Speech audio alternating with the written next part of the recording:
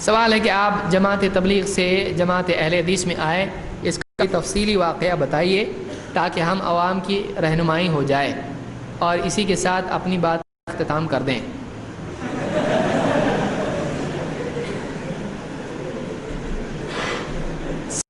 وقت بہت ہو چکا ہے اور 10 بج چکے ہیں،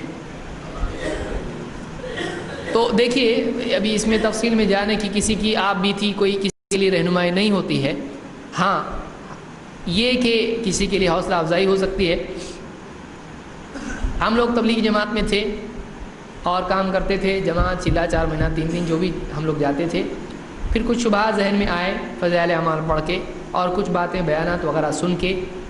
اور کچھ کتابیں دیکھ کر، پھر علماء کے پاس، بعض علماء کے پاس ہم لوگ گئے، میں گیا اور ان سے سوالات پوچھے، انہوں نے جواب دیے، جواب میں اطمینان نہیں تھا بلکہ ڈانٹ ڈپٹ تھی اور دلیل نہیں تھی۔ ایک نہیں 2 3 4 کئی علماء سے میں نے بات کی، جواب نہیں دیا اور اطمینان بخش جواب نہیں ملا، دلیل کی روشنی میں نہیں تھا، بس بڑے بولتے ہیں تو صحیح ہے، ایسا کیسا غلط ہو سکتا ہے، اتنے سب پاگل ہیں، اس طرح کی باتیں تھیں اس میں قرآن میں ایسا ہے، حدیث میں ایسا نہیں تھا۔ لہٰذا پھر میں اپنے طور پر تحقیق شروع کی، مختلف تفاسیر اور حدیث کی کتابیں وغیرہ دیکھی، علماء سے بمبئی وغیرہ کے کچھ لوگوں سے ملاقات ہوئی، اور اس میں میں نے ان سے بات چیت کی، مطالعہ کیا۔ پھر کچھ فارن اسٹوڈنٹس تھے، ان کی لائبریری سے کچھ عرب کے علماء کی خطابات سننے میں آئے، اور ان کی جو حدیث کی باتیں اور فقہ کی باتیں میں نے سنی، اس سے دل کو اطمینان ہوا کہ قرآن و سنت تو بات ہے، اس کے اوپر کوئی اور پیمانہ نہیں ہے، اللہ اور اس کے رسول سے بڑھ کے تو کچھ نہیں ہے جس کا کلمہ پڑھ رہے ہیں ہم لوگ، تو پھر اس پیمانے سے جو صحیح ہے وہ صحیح ہے، جو اس پیمانے سے ٹکراتا ہے وہ صحیح نہیں ہے، یہ ذہن میں بیٹھ گیا۔ اور اس کے بعد پھر نئے سرے سے میں نے تحقیق جو بھی شروع کی، اب پھر جتنا تحقیق کرتا گیا اتنا دور ہوتا گیا، اور پھر اس کے بعد میں وہاں سے بھی کہا کہ بتاؤ اس طرح کا معاملہ ہو گیا، باہری اچھے، ہم نے کہا ٹھیک ہے ہم باہری اچھے، پھر ہم نے اپنی طور سے دعوت شروع کی، اور الحمدللہ 1 2 3 4 ہوتے ہوتے کئی لوگ آتے چلے گئے۔ تو آج بھی الحمدللہ بہت سارے لوگ ہوتے تھے، دیکھو جماعت چھوڑا، ٹوپی جائے گی، کرتا پاجامہ جائے گا، یہ داڑھی جائے گی، ابھی تک الحمدللہ کچھ نہیں گیا، بلکہ پہلے کم تھی ابھی اس سے زیادہ ہو گئی ہے۔ تو یہ لوگوں کا گمان ہوتا ہے کہ جو آدمی یعنی جماعت میں ہے وہی دین پر چلتا ہے، ایسا نہیں ہے، جماعت میں بھی دیندار لوگ ہیں، بہت سارے لوگ دیندار ہیں، ہم جانتے ہیں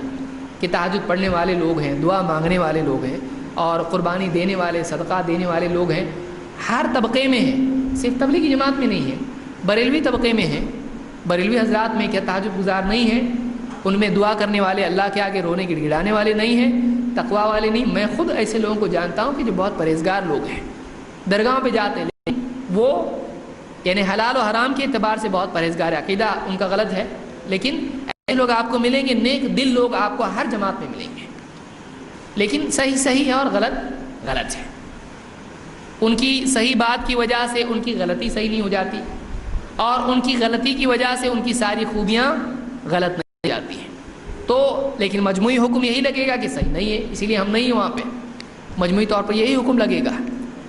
تو کیونکہ ایک آدمی جب جاتا ہے اور کسی ایک جماعت میں حصہ ہو جاتا ہے، پھر وہ باہر والوں کی بات سنتا ہے نہیں، یہ اہل حدیث ہیں کہ جو کہتے ہیں بولو تمہارا کیا ہے، ذرا ہم کو بھی سننے دو، آدمی سنتا ہے، اور ہم بھی بولتے ہیں بھائی جاؤ سب کی سنو، جس کی صحیح لگے اس کی مانو، بشرطے کہ کتاب و سنت کی روشنی میں ہو اور وہ بات حق ہو، جس کو جو چیز سمجھ میں آئی وہ مانے۔ تو ہمارا یہ طریقہ، لوگ جماعت میں جاتے تھے، پھر بات کی علماء سے جواب نہیں ملا، اور اس کے بعد میں پھر وہاں سے کئی مسائل بھی آئے، اور اس کا میں تفصیلی ذکر کرنا مناسب بھی نہیں سمجھتا ہوں، کسی جماعت کو ٹارگٹ کرنا ہمارا مقصود نہیں ہے، آج امت میں سب لوگ کام کر رہے ہیں، ہمارا درد یہی ہے کہ کتاب و سنت کی روشنی میں کیوں نہیں، کام ہی کرنا ہے نا، کہ ایک آدمی بول رہا ہے کامیابی 100% نبی صلی اللہ علیہ وسلم کے طریقے میں ہے، باقی سارے طریقوں میں 100% ناکامی ہے، تو اس کو کیوں نہیں اس کی روشنی میں باقی ساری چیزیں طے کی جاتی ہے، ہمارا درد یہ ہے۔ تو اہل حدیث کے یہاں آنے میں ہم کو اطمینان ہوا کہ بھائی یہاں پہ کوئی آدمی غلطی بھی کرتا ہے تو وہ دلیل نہیں بنتا ہے، اس کی بات غلط ہے، لیکن وہاں ایسا نہیں ہے، ارے اتنے بڑے ان کی بات الٹی بھی سیدھی ہوتی ہے، تو ایسا ہمارے یہاں پہ نہیں ہے، کوئی عالم اگر غلط بات بولتا ہے، دوسرا عالم، دوسرا بلکہ بعض اوقات طالب علم بتا رہا ہے کہ نہیں آپ کی بات صحیح نہیں ہے، یہ امت صحابہ کا طرز تھا، یہ قیامت تک کے لیے ضروری ہے۔ تو آج میں سمجھتا ہوں تبلیغی، دیوبندی، بریلوی جتنے بھی ہمارے بھائی ہیں ان میں بہت سارے اچھے لوگ ہیں، اور اہل حدیث میں بھی اچھے ہیں، برے بھی ہیں، ان میں بھی اچھے ہیں، برے بھی ہیں، لیکن منہج جو ہے وہ اہل حدیث کا صحیح ہے۔ آپ کو آج تک جو سمجھ میں آیا وہ یہی کہ بغیر طرفداری کتاب و سنت کی روشنی میں بات قبول کی جائے، وہ ہم نے یہیں سے سنا۔ یہ منہج ہم کو اینڈ میں آ کے یہاں پہ ہمارا جو ہے ناؤ ادھر رکی ہے،